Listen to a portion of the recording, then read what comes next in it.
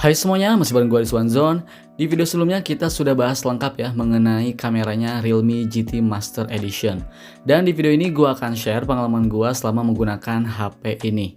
Dibanderol dengan harga resmi Rp5.299.000 untuk varian 8256GB. Apa saja yang menarik dari HP ini? Seperti biasa ya, mari kita bahas beberapa hal. Yang pertama, kita bakal cek slot SIM cardnya, kemudian tes fingerprintnya, tes face unlock, NFC, Antutu, Geekbench, sensor box, cek kualitas Netflix, tes speakernya juga. Kita bakal tes sedikit lagi kameranya ya. Dan terakhir kita bakal tes gamingnya.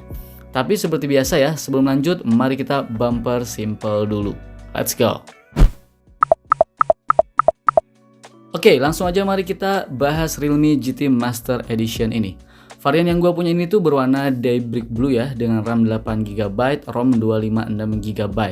Di paket pembeliannya ini tuh kita dapat buku panduan, kartu garansi, kemudian pastinya HP-nya ya.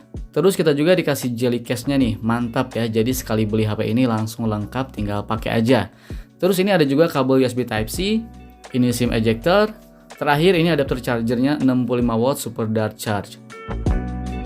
Ada dua varian desain untuk HP ini. Yang pertama warnanya Daybreak Blue seperti yang gua pegang ini, dan satunya lagi Voyager Grey, warna abu dengan desain koper yang dirancang oleh Naoto Fukasawa. Kalau melihat dari desainnya, sepertinya Realme menyediakan dua opsi untuk fansnya. Desain koper untuk orang yang suka dengan hal unik dan berbeda, sedangkan desain kekinian dengan warna yang menarik untuk orang yang lebih stand out, fresh, dan fashionable.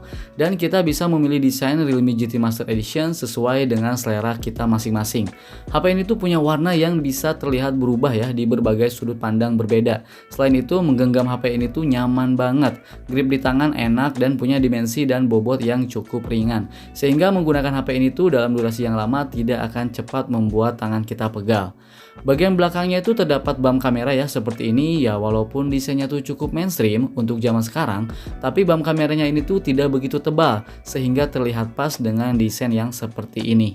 Di dalamnya ini tuh ada 3 buah kamera dan LED flash, serta tulisan Matrix AI kamera yang menunjukkan kalau HP ini tuh sudah dilengkapi dengan kecerdasan buatan untuk menghasilkan foto dengan kualitas baik. Di bagian kanannya ini tuh ada tombol power ya, di bagian atasnya ini tuh ada lubang mikrofon, terus di kirinya ini tuh ada slot untuk 2 nano SIM tanpa dilengkapi dengan slot tambahan untuk micro SD. Kemudian ada tombol volume yang cukup kliki ya, sehingga nyaman banget di pencet-pencetnya. Bagian bawahnya ini tuh ada port jack audio, terus ada juga mikrofon, port USB Type-C, dan lubang speaker. Nah, silakan teman-teman sekarang gunakan headset ataupun earphone ya, supaya terdengar dengan jelas gimana hasil speaker dari Realme GT Master Edition ini.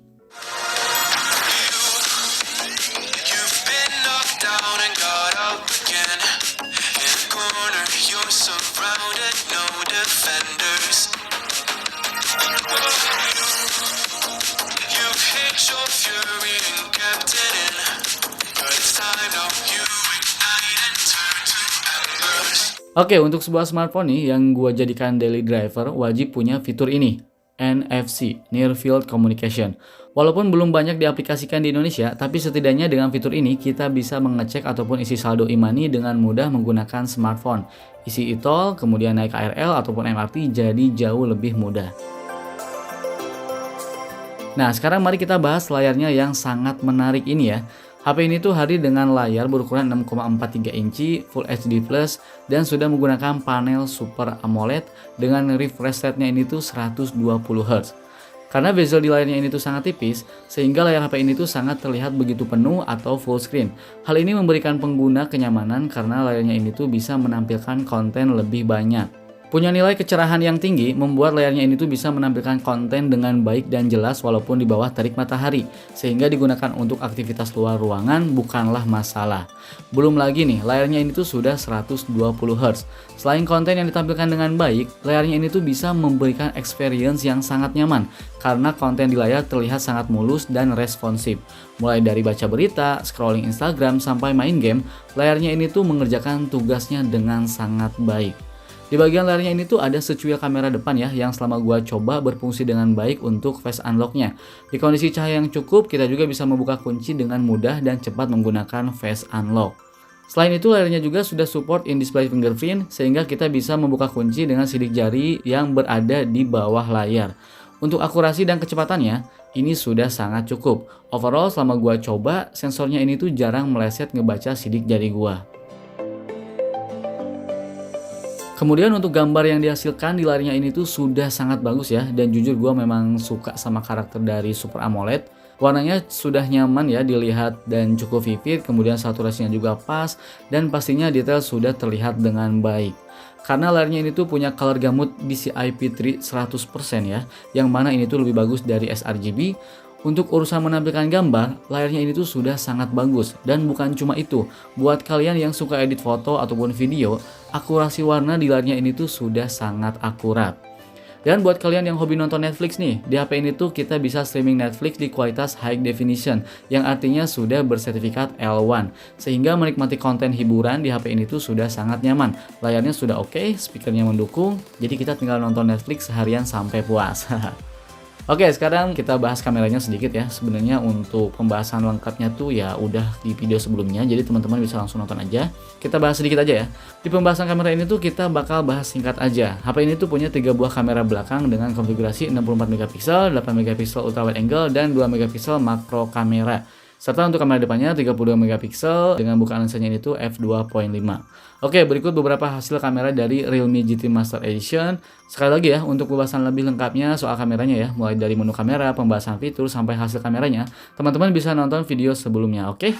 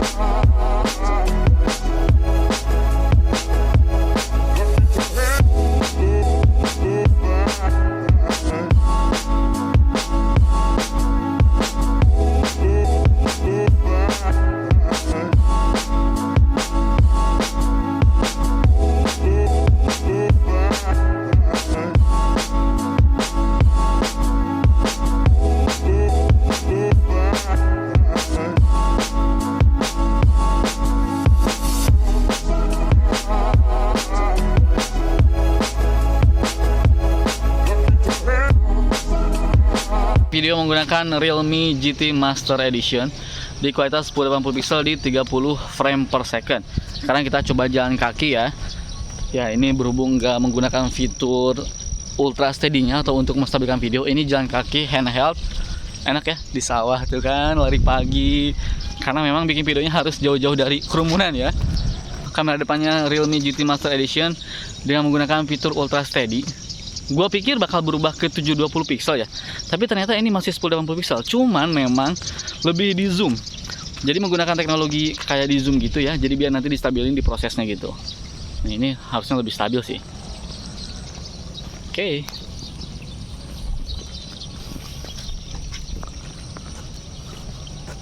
Gimana, stabil? Oke, ini adalah perekaman video menggunakan kamera belakangnya Realme GT Master Edition di 4K 30 frame per second. Kita bakal coba lihat ini ya, lihat tanaman. Kita coba fokusnya. Oke, cukup oke fokusnya. Oke. Oke. Oke. Nah. Oke, ini adalah perekaman video menggunakan kamera belakangnya Realme GT Master Edition 1080 pixel di 30 frame per second. Kita coba handheld ya, jalan kaki, bagaimana stabilnya ini. Oke. Motor. Nah, sementara ini adalah perekaman video menggunakan kamera belakangnya Realme GT Master Edition tapi menggunakan fitur Ultra Steady Video di kualitas 1080 pixel di 60 frame per second. Agak di zoom ya, jadi ya agak deket gini. Ini gue sambil agak lari-lari santai gitu ya, ngejar Faisal nih. bagaimana, stabil atau enggak? Bentar dong. Jadi ini menggunakan fitur Ultra Steady Max. Jadi ada Ultra Steady biasa dan ada Ultra Steady Max. Jadi ini harusnya lebih stabil. Tapi ini di kualitas 1080 pixel di 30 frame per second. Kita coba ya, agak lari-lari kita.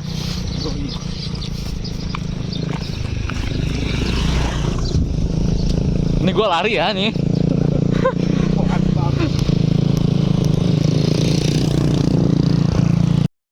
Oke, sementara ini menggunakan videonya AI Color Portrait. Jadi objek bakalan berwarna dan sisanya monokrom. Cakep ya.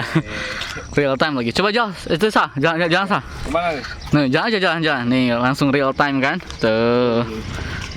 Langsung real time tuh. Oke. Mantap.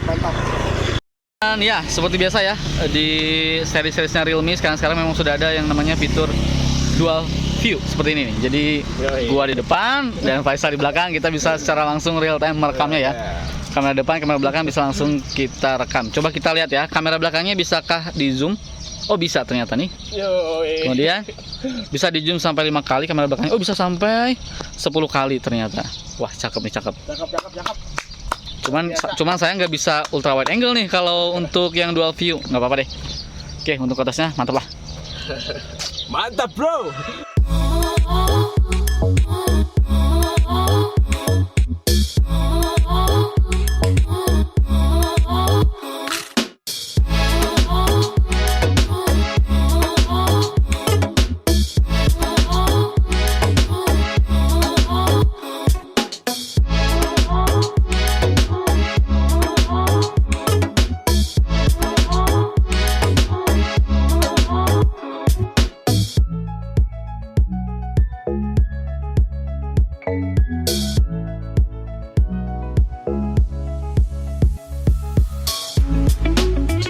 Oke, sekarang mari kita lanjut untuk performanya.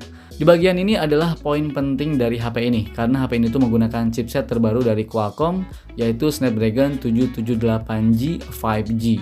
RAM-nya itu 8GB ya, yang bisa kita expand sampai 13GB.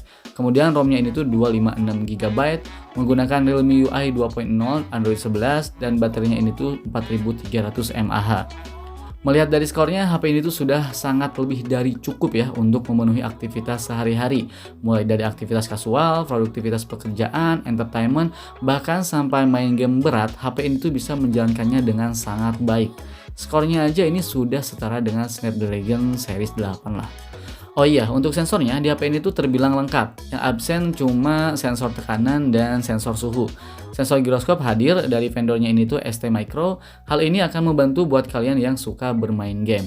Nah, langsung aja sekarang mari kita coba bermain game PUBG ya. Pada settingan PUBG ini tuh kita bisa memilih mentok di grafis mode extreme. Dan gua coba bermain game Team Deathmatch ya, dan game sangat berjalan dengan lancar. Karena larinya juga sudah 120Hz dan touch sampling rate-nya juga sudah 360Hz, membuat layarnya ini tuh sudah mempunyai respon yang cepat, sehingga memang sudah memenuhi kenyamanan digunakan untuk bermain game dengan pergerakan yang cepat seperti PUBG ini. Ya pokoknya kalau diajak main game Mobile Legends ataupun PUBG doang mah ya, HP ini tuh sudah bisa ngelibasnya dengan lancar. Makanya nih sekarang gua coba main Genshin Impact ya, yang lumayan berat banget nih katanya. Di game ini tuh gua set di kualitas high di 60 fps, dan selama gua coba HP ini tuh bisa menjalankan game dengan sangat baik. Selama main game nggak ada kendala sama sekali ya, tetap lancar dan stabil. Nah, hasil dari stress test yang gua lakukan ternyata benar, HP ini tuh punya stability di angka 90%-an. Bahkan ini ada yang 98-99%. Makanya nggak heran bermain game di HP ini tuh lancar terus. Sementara untuk suhunya, selama gua coba, paling tinggi tuh gua pernah di suhu 40 derajat Celcius. Yang mana di angka tersebut HP ini tuh masih sangat nyaman digunakan. Jadi overall aman ya. Nah, sementara untuk daya tahan baterainya, HP ini tuh dilengkapi dengan kapasitas baterai 4300 mAh, dan buat gua pribadi ini sudah sangat cukup. Karena dengan aktivitas gua di kondisi pandemi ini ya, gua cuma chattingan, main Instagram, TikTok, ngedit skrip, kadang nonton Netflix sesekali, terus gua jualan online, dan HP ini bisa bertahan seharian. Tapi perlu diingat ya, hasilnya pasti akan berbeda kalau misalnya kalian sering gunakan HP di aktivitas luar ruangan. Walaupun untuk sebagian orang ya mungkin kapasitas baterai ini tuh tergolong kecil, tapi pengisian dayanya tuh sudah sangat cepat di kelasnya nih. Menggunakan teknologi SuperDart 65 watt, HP ini tuh bisa terisi penuh dari kondisi 10% sampai 100% hanya dalam waktu 30 menit.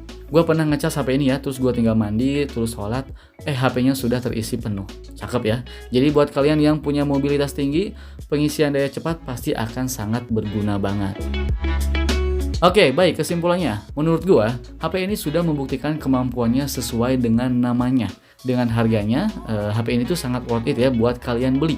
Terlebih lagi jika kalian mencari smartphone dengan performa yang kencang, HP ini bisa memberikan performa yang imersif ya dengan hadirnya chipset terbaru Snapdragon 778G 5G.